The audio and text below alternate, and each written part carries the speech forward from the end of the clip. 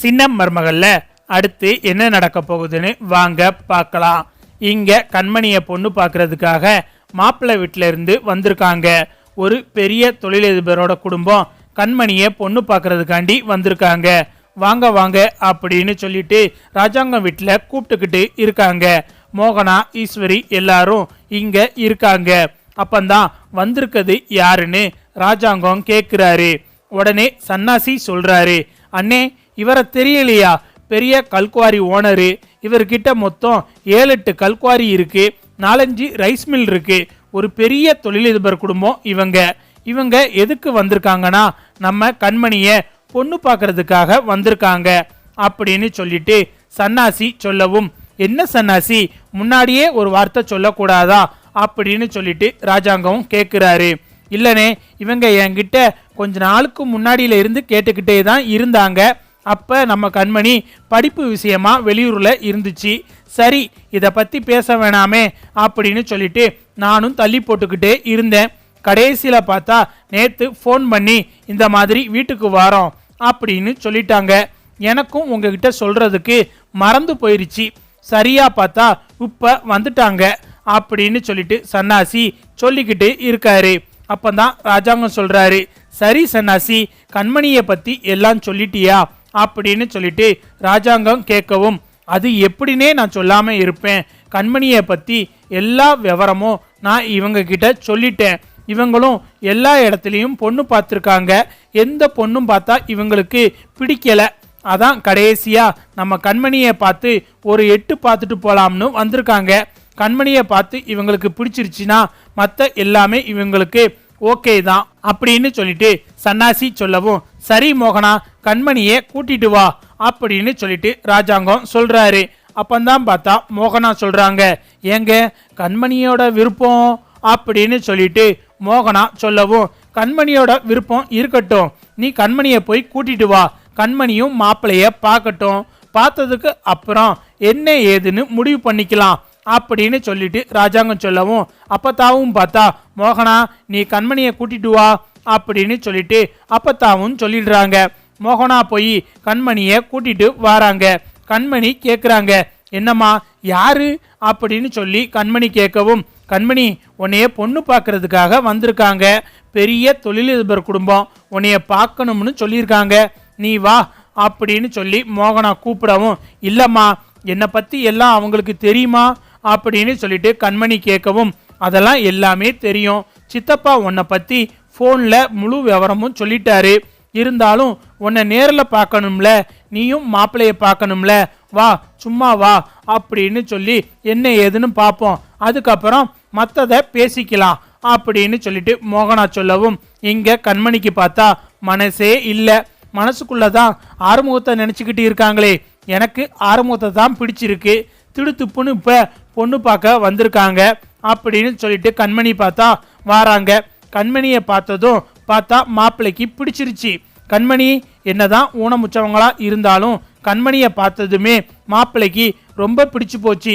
என்கிட்ட இருக்கிற முக்காவாசி சொத்துமே கண்மணிக்கு தான். கண்மணிக்கு எங்களால் என்ன முடியுமோ எல்லாமே சீரும் சிறப்புமாக நாங்கள் பண்ணுறோம் அப்படின்னு சொல்லிட்டு ராஜாங்கம் மற்றதை பேசவும், அப்போதான் மாப்பிள்ளை கிட்ட மாப்பிள்ளையோட அம்மா அப்பா கேட்குறாங்க, என்னடா பொண்ணை பிடிச்சிருக்கா அப்படின்னு கேட்கவும், எனக்கு பொண்ணு பிடிச்சிருக்கு அப்படின்னு சொல்லிட்டு மாப்பிள்ளை சொல்லிடுறாரு.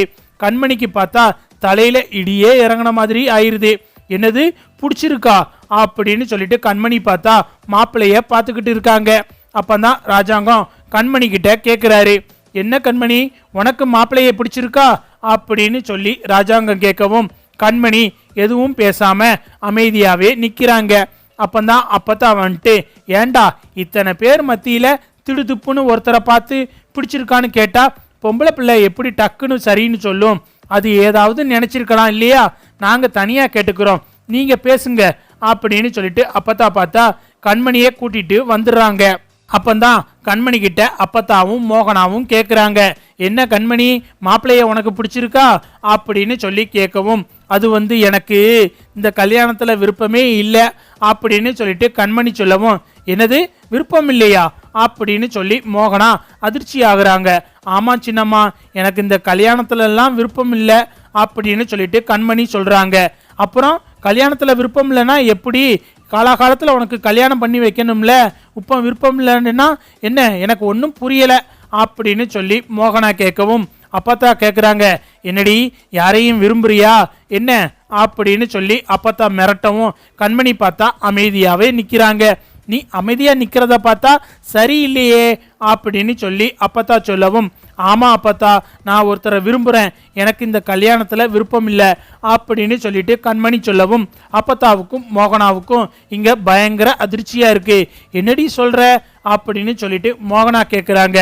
ஆமாம் சின்னம்மா, நான் ஒருத்தரை விரும்புகிறேன், நான் அவரை தான் கல்யாணம் பண்ணிக்கிட ஆசைப்படுறேன், எனக்கு இந்த கல்யாணத்தில் விருப்பம் இல்லை, அவர் என் மனசை புரிஞ்சுக்கிட்டவர், மற்றபடி நான் எப்படி இருந்தாலும் என்னை ஏற்றுக்கிடக்கூடியவர், ஆனால் அவர் தான் என் காதலை ஏற்றுக்கல, மற்றபடி என்னை பற்றி அவருக்கு எல்லாமே நல்லா தெரியும் அப்படின்னு சொல்லிட்டு கண்மணி சொல்லவும், உன் காதலை ஏற்றுக்கலன்னு சொல்கிற, உன்னை பற்றி நல்லா தெரியும்னு சொல்கிற, ஏண்டி போட்டு இப்படி குழப்பிக்கிட்டு இருக்க அப்படின்னு சொல்லிட்டு மோகனா கேட்கவும், இல்லை சின்னம்மா, நான் அவர்கிட்ட என் காதலை சொன்னேன், அவர் என் காதலை ஏற்றுக்கல, மற்றபடி என் மனசுக்குள்ளே அவர் தான் இருக்காரு, எனக்கு இந்த கல்யாணத்தில் விருப்பம் இல்லை, இதை எப்படியாவது தயவு செஞ்சு நிப்பாட்டிருங்க அப்படின்னு சொல்லிட்டு கண்மணி உள்ளே போயிடுறாங்க. மோகனாவும் அப்பத்தாவும் இங்கே வாராங்க. ராஜாங்கம் கேட்குறாரு, என்ன மோகனா, கண்மணிக்கு மாப்பிள்ளைய பிடிச்சிருக்கா அப்படின்னு கேட்கவும் மோகனா எதுவும் சொல்லாமல் அமைதியாக நிற்கிறாங்க. நீ அமைதியாக நிற்கிறத பார்த்தா கண்மணிக்கு பிடிச்சிருக்கு தான் போல அப்படின்னு சொல்லிட்டு ராஜாங்கம் பார்த்தா மாப்பிள்ளை வீட்டில், சரி உங்களுக்கு பொண்ணை பிடிச்சிருக்குதா அப்படின்னு கேட்குறாரு. அதெல்லாம் எங்களுக்கு தாராளமாக பொண்ணை பிடிச்சிருக்கு, நீங்கள் பொண்ணுக்கு எதுவும் பண்ணலான்னு கூட பரவாயில்லை, உங்கள் பண்ணை கட்டின புடவையோட அனுப்பி வச்சா கூட நாங்கள் ஏற்றுக்கிடுவோம், எங்கள் மகன் மாதிரி பார்த்துக்குறோம் அப்படின்னு சொல்லிட்டு இங்கே மாப்பிள்ளை வீட்டில் இருந்து பேசிக்கிட்டு இருக்காங்க.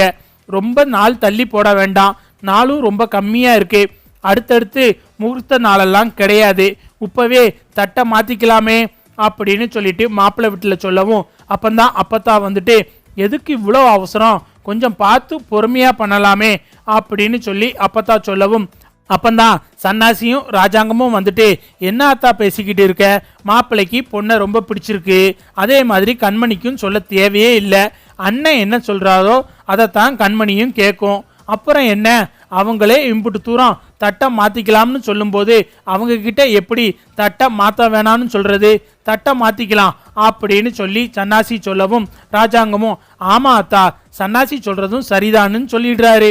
அங்கே மாப்பிள்ளை வீட்டில் இருந்து வந்தவங்க பார்த்தா இங்கே ராஜாங்கத்துக்கிட்ட தட்டெல்லாம் கொடுத்து 2 பேரும் தட்டையும் மாற்றிக்கிறாங்க. இதை பார்த்ததும் கண்மணிக்கு பயங்கரமாக அதிர்ச்சியாக இருக்குது. கல்யாணத்தை நிப்பாட்டிடுவாங்கன்னு பார்த்தா தட்டை மாற்றி கல்யாணத்தை ஃபிக்ஸே பண்ணிட்டாங்களே அப்படின்னு சொல்லி கண்மணி ரொம்ப அதிர்ச்சி அடைஞ்சிக்கிட்டு இருக்காங்க. இங்கே ஆறுமுகமும் பார்த்துக்கிட்டு இருக்காரு. இதுதான் உங்களுக்கு நல்ல சம்பந்தம், நீங்கள் அமைச்சர் வீட்டு அமைச்சர் வீட்டு மகளாக இருந்துக்கிட்டு இப்படி ஒரு பிச்சைக்கார பயலை நீங்கள் காதலிக்கவும் கூடாது, அது உங்களுக்கு தகுதியும் கிடையாது, இப்படியெல்லாம் நான் இருந்தேன்னா அப்புறம் என்னுடைய சோழி முடிஞ்சு போயிடும், உங்களுக்கு ஏற்ற ஒரு நல்ல இடமா பார்த்து உங்கள் அம்மா அப்பா கல்யாணம் பண்ணி வைப்பாங்க, இவங்க தான் உங்களுக்கு பொருத்தமாக இருப்பாங்க அப்படின்னு சொல்லிட்டு ஆறுமுகம் கண்மணியை பார்த்து மனசுக்குள்ளே நினச்சிக்கிட்டு இருக்காரு.